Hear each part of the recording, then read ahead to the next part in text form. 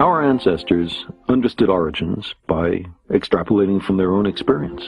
How else could they have done it? So the universe was hatched from a cosmic egg, or conceived in the sexual congress of a mother god and a father god, or was a kind of product of the Creator's workshop, perhaps the latest of many flawed attempts. And the universe was not much bigger than we see, and not much older than our written or oral records, and nowhere very different from places that we know. We've tended in our cosmologies to make things familiar. Despite all our best efforts, we've not been very inventive. In the West, heaven is placid and fluffy, and hell is like the inside of a volcano. In many stories, both realms are governed by dominance hierarchies headed by gods or devils. Monotheists talked about the King of Kings. In every culture, we imagined something like our own political system running the universe. Few found the similarity suspicious. Then science came along and taught us that we are not the measure of all things, that there are wonders unimagined, that the universe is not obliged to conform to what was considered comfortable or plausible. And again, if we're not important, not central, not the apple of God's eye, what is implied for our theologically based moral codes? The discovery of our true bearings in the cosmos was resisted for so long and to such a degree that many traces of the debate remain, sometimes with the motives of the geocentrists laid bare. So, what do we really want from philosophy and religion? Palliatives? Therapy? Comfort? Do we want reassuring fables, or an understanding of our actual circumstances? Dismay that the universe does not conform to our preferences seems childish. You might think that grown-ups would be ashamed to put such disappointments into print. The fashionable way of doing this is not to blame the universe, which seems truly pointless, but rather to blame the means by which we know the universe, namely, science. Science has taught us that because we have a talent for deceiving ourselves, subjectivity may not freely reign. Its conclusions derive from the interrogation of nature, and are not in all cases pre-designed to satisfy our wants. We recognize that even revered religious leaders, the products of their time, as we are of ours, may have made mistakes. Religions contradict one another on small matters such as whether we should put on a hat or take one off on entering a house of worship, or whether we should eat beef and eschew pork or the other way around, all the way to the most central issues such as whether there are no gods, one god, or many gods.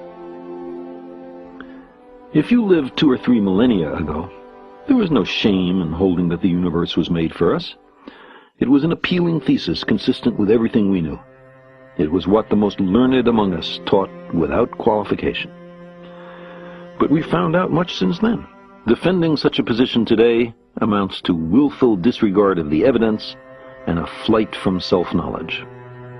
We long to be here for a purpose, even though, despite much self-deception, none is evident. Our time is burdened under the cumulative weight of successive debunkings of our conceits. We're Johnny-come-latelys. We live in the cosmic boondocks. We emerged from microbes and muck. Apes are our cousins. Our thoughts and feelings are not fully under our own control. There may be much smarter and very different beings elsewhere, and on top of all this, we're making a mess of our planet and becoming a danger to ourselves. The trapdoor beneath our feet swings open. We find ourselves in bottomless freefall. We are lost in a great darkness, and there's no one to send out a search party.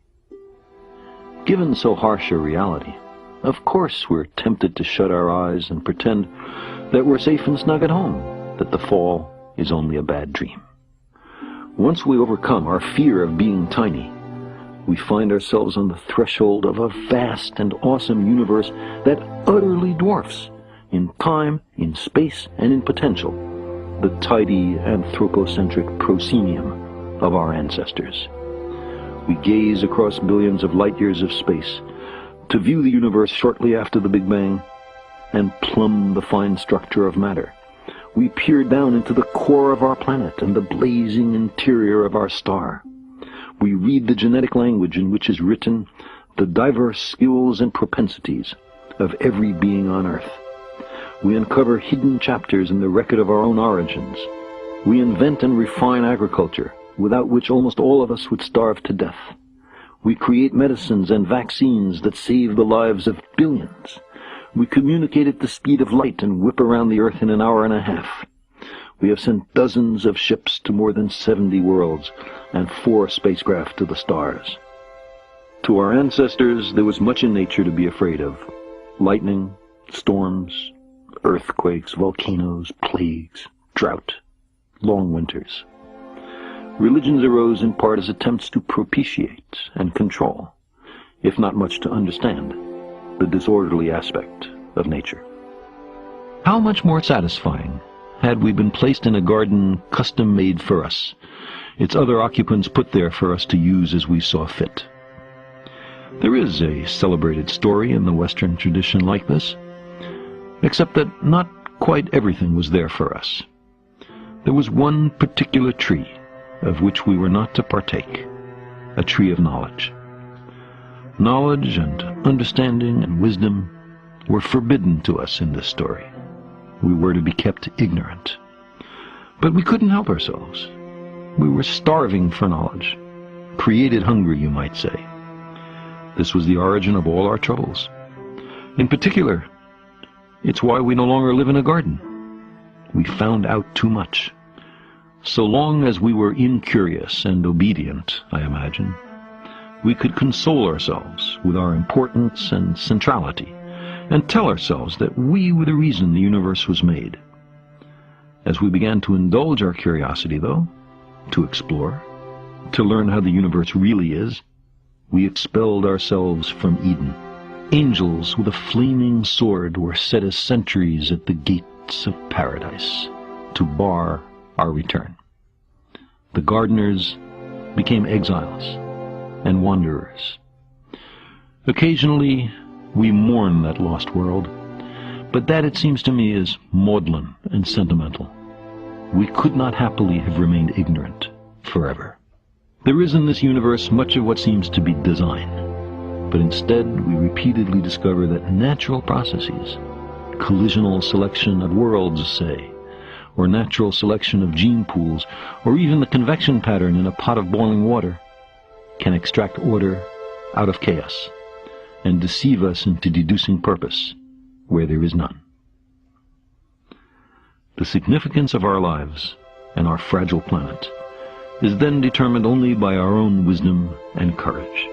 We are the custodians of life's meaning. We long for a parent to care for us, to forgive us our errors, to save us from our childish mistakes. But knowledge is preferable to ignorance. Better by far to embrace the hard truth than a reassuring fable. If we crave some cosmic purpose, then let us find ourselves a worthy goal.